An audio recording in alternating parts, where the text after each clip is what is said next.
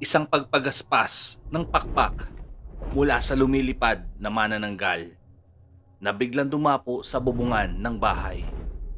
Dahil may nais itong biktimahin na ilang nagdaang gabi na niyang binabalik-balikan at natatakam sa amoy ng isang buntis na nandoon sa loob ng bahay. Pero ang hindi alam ng nilalang na ito ay may nakamasid malapit sa kanya dahil ang kubo ay katabi ng isang puno na mayabong ang mga dahon at sangang mahaba malapit sa bubungan ng bahay na yari sa pawid. Nang may biglang tumalon ng mabilisan, direkta sa nilalang na abala sa pagkutkot ng bubungan at mabilisang inundayan ito ng saksak gamit ang isang punyal na yari sa tanso. Agad bumaon sa tagiliran ng manananggal kaya matinding pagpalahaw ang pinakawalan nito dahil sa sobrang sakit ng natamong pinsala. Nagkakawag ang pakpak at nawalan ng balanse dahilan upang bumagsak silang dalawa sa lupa. Sa sobrang lakas ng aswang na ito, nakuha pang kalmutin ng matutulis nitong kuko ang sumaksak sa kanya. At ito pala ay isang magaling na albularyo na si Tatang Celso. Wala nang sinayang na oras ang sugatang aswang. Muli nitong binuka ang mga pakpak at lumipad papalayo at biglang may nagbukas ng pinto. Walang iba kundi ang padre de pamilya na agad tinulungan makabangon si Tatang Celso mula sa pagkakahulog. Humingi pala ito ng tulong dahil inaaswang ang kanyang may bahay at sobrang dismayado ang albularyo at nagwika ng, "Wisit! Nakatakas ang kampo ng demonyo. Pero di na magtatagal ang buhay ng aswang na yon dahil sa bisa ng tansong punyal na ito. Siguradong unti-unti na siyang nanghihina." Bagay na hindi nagkamali si Tatang Celso. Nang di katagalan, ang nilalang na ito ay hindi na kinaya ang paglipad at bumulusok pababa sa lupa. Dahil unti-unti itong nauubusan ng dugo sa natamong pinsala, kaya tuluyang nalagutan ng hininga. Pero sa pinagbagsakan ng manananggal, merong 4 na kalalakihan ang kumuha at pinagtulungang buhatin ang bangkay nito, na nakasuot pa ng face mask at gloves ang mga ito. Marahil hindi nila makaya ang amoy ng mabahong nilalang. At madalian nila itong kinarga sa isang container truck at humarurot na ito papalayo. Makalipas ang 1 taon, habang nagkakape si Tatang Celso sa tapat ng kanyang bahay, nang mapansin niya ang mga ilang kababaryo tila may pinaghahandaan. Bawat isa merong daladalang gamit sa pagkakarpintero at kasabay ang mga tanod na may dalang mga pinutol na kawayan at nakakarga sa kariton may 2 gulong na malaki at tinihila ng isang baka. Kaya't sa kuryosidad ni Tatang Celso, nang makita niyang kasama ang magsasakang silangkoy, ay agad niya itong tinawag. "Hoy! Langkoy! Ano yung pinagkakabalaan nyo?" "Tatang, di niyo po ba alam? Darating kasi yung tumatakbong kandidato para sa pagkapresidente ng Pilipinas na si Seni Cuadrado at ang kanyang vice-presidente na si Iko Pangilagan. Pati yung senador na si Marty Pondong Dami muling tatakbo sa pangalawang termino. Sige po tatang, ang gawin po namin ay sa plaza.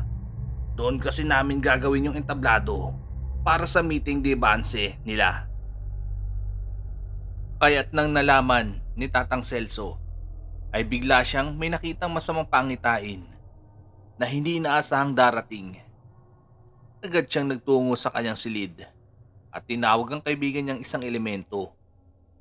Nang dumating ito agad, ay kanya itong itinanong tungkol sa masamang pangitain na kanyang biglang naramdaman at nagwika ito ng, Mahirap labanan ang matagal nang namayapa na muling nabuhay. Tanging sa pagitan ng kanyang balintataw, meron itong kahinaan at doon mo siya masusupil dahil may mga pangahas na kumuha sa bangkay ng manananggal na iyong napatay mag-iisang taon na ang nakakalipas. Ang nakuhang mutya sa napatay mong nilalang ay kanilang masusing pinag-aralan at pinag-eksperimentuhan at sila'y nagtagumpay at nakalika sila na mag-aasik ng lagim sa baryong ito. Sabay biglang naglaho sa kanyang harapan ang kanyang gabay. Biglang nag-alala si Tatang Celso. Ibig sabihin, may isang malaking kaguluhan ang magaganap. Kaya't agad niyang intusan ang kanyang may bahay at mga anak na mag-impake at magtungo muna sa kapatid niya upang magpalipas ng ilang araw doon. Habang si Tata Celso ay magpapaiwan at magbabantay sa kung anumang panganib na darating. Pagsapit ng kinhapunan, biglang may mga paparating na magkakasunod na sasakyan. Ang nasa unahang sasakyan ay pawang mga pulisan na siyang nakatalaga sa lalawigang iyon upang magbantay at palaganapin ang kapayapaan sa pupuntahan nilang lugar. Na sinusundan ito ng isang magarang sasakyan na Rolls-Royce Phantom at lula nito ang mga kandidatong nabanggit kanina ni Langkoy. Sinamaan pa ng isang 6x truck na puno ng kasundaluhan na pribadong pag-aari ni Marty Pondong Dami. Mukhang sigurado na ang pagkapanalo natin sa eleksyong ito. Ayos ang estratehiya natin ng mga kampanya sa bawat baryo. Bukod sa maralita ang mga nakatira dito, madali pa natin makukuha ang kanilang boto sa pamamagitan ng salapi. Wika ni Iko Pangilagan. Malaki-laki na rin ang puhunan natin ngayong eleksyon na ipamumudmod ng mga pera kapalit ng kanilang boto.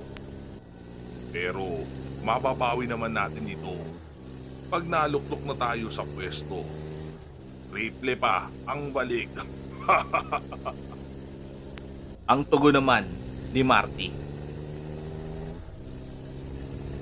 Ay naku, tiyak.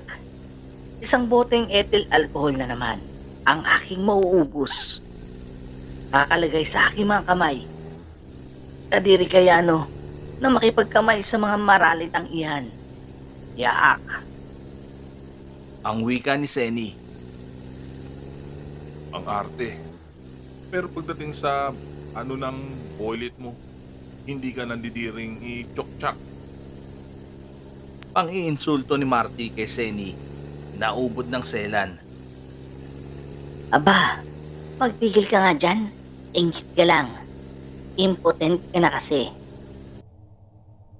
Pagganting pang-iinsulto ni Seni, at agad silang naghalakakan habang patuloy pa rin nilang binabaybay ang pagdarausan ng meeting de avance na sakay ng kanilang mamahaling behikulo. Nang makarating ang kanilang convoy sa plaza, pagkababa pa lang nila ng sasakyan, biglang sinalubong sila ng masigabong palakpakan at mga hiyawan.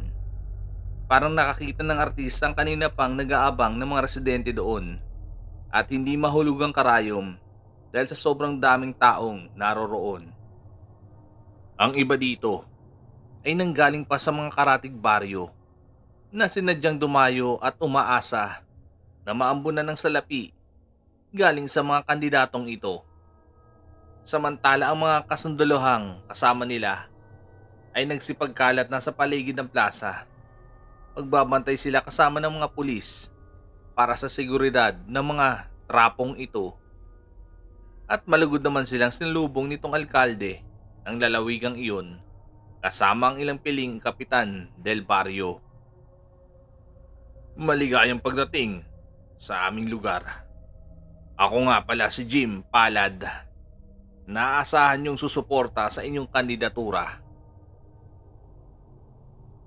At merong kagalakan sa kanyang mukha. At isa-isa silang nagkamayan. Dahil pagkatapos ng meeting de avancing iyon, Asahan niya na may malaking halaga siyang matatanggap. 10 ng mga kapitan del baryo na alagad dito. Si Tata Celso naman ay tahimik lang na nakabantay sa labas ng isang tindahan at pinagmamasdan ang mga tao na nagdadagsaan sa plasang iyon, na may ilan namang nakilala at binabati siya dahil sa kanyang pagiging tanyag na albularyo. Nag-aabang kung may masama bang nangyayari dahil di magandang pangitain na kanyang nararamdaman kaninang umaga pa.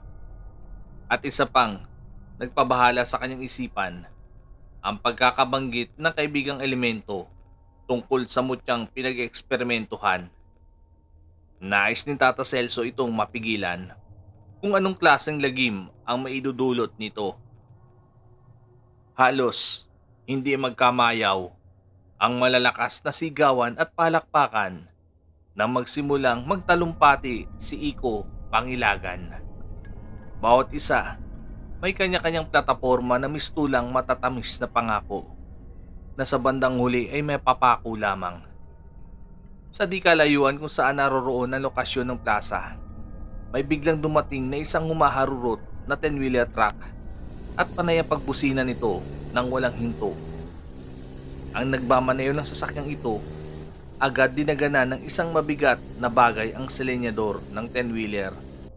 Kaya lalo pa itong humarurot ng sobrang kulin at tumalon ng walang takot ang nagmamaneho at sumalpok sa 6x truck na sasakyan ng mga armadong sundalo na nakaparada malapit sa plaza kung saan nandoon ang entablado. Sa lakas ng pagsalpok, biglang laking pagkagulat ng mga nanonood sa meeting de avance na iyon. Kaya naantala ang pagtatalumpati ni Iko Pangilagan at nilapitan siya ni Marty at Senny na nagkaayaan na bumaba sa entablado. Agad naglapitan ang mga armadong sundalo at pulis sa binanggang sasakyan nila na alerto at nakahawak sa kanya-kanyang mga armas. Ang iba nilang kasama naman pilit tinataboy ang mga usiserong taga roon. Pati si Tatang Celso ay nagmamatsyag na rin, pinapanood kung anong susunod na mangyayari. Ang pintuan ng 10-wheeler truck sa likod ay otomatikong bumukas paangat ng dahan-dahan. Dito'y umalingasaw ang amoy ng mabahong tila nabubulok na lamang loob. Kaya't ang ibang armadong sundalo munti ka ng maduwal at napatakip ng ilong dahil sa tindi ng amoy. At dito tumambad sa kanila ang mga nasa loob. Nanlaki ang mga mata nila, bukod sa mga naag na sito, buhay ang mga bangkay na kung tawagin ay zombies na unti-unti nang naglalakad palabas at isa-isang nagsisipaglaglagan sa likod ng truck na magkakaparehas ang lumalabas na tinig sa kanilang mga bunganga na parang umuungol. Kaya kung sino man ang makakarinig ay talagang kikilabutan. Dito na nagsigawan ng mga taong nakikiusyoso at nagtakbuhan dahil sa takot. Ganun na rin ang mga nasa plaza. Hindi maiwasang magkabalyahan sa pagkakatarantang maabutan ng mga nilalang na ito. Nang tuluyang makalabas na ang mga zombie, ay nag-umpisa na itong maglakad. Kaya naghudyat ang lider ng mga sundalo na paputukan sila. Pero hindi iniinda ang mga tumatamang bala sa katawan na patuloy silang lumalapit at ang bilang ng mga ito'y ihigit lampas sa 100. Mayroon isang sundalong kakatras. Habang pinuputokan niya ito ay nawalan siya ng balanse kaya agad siyang tumumba sa lupa. At dito siya dinaluhong ng 3 zombie. Nakitang-kita ng ibang kasamahan niya kung paano ito lapain.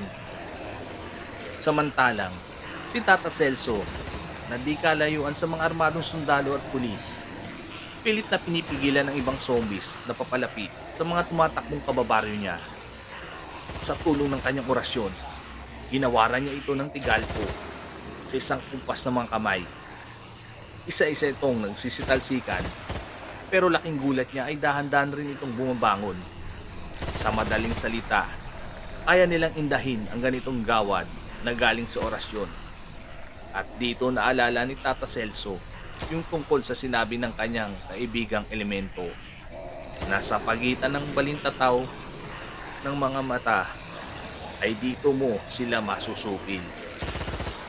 Tama! Balintataw! Parte ng mata yun. Ang ibig sabihin, sa ulo ang kahinaan ng mga ito. Wika ni Tata Celso habang inihingal dahil sa pakikipaglaban. Agad niyang nilabas ang kanyang gulok at inorasyonan upang tumibay ang mga talim nito. Kaya pagtaga niya sa ulo ng isang zombie, agad itong bumagsak at nawala ng buhay. At dito na niya inatake ang bawat isa.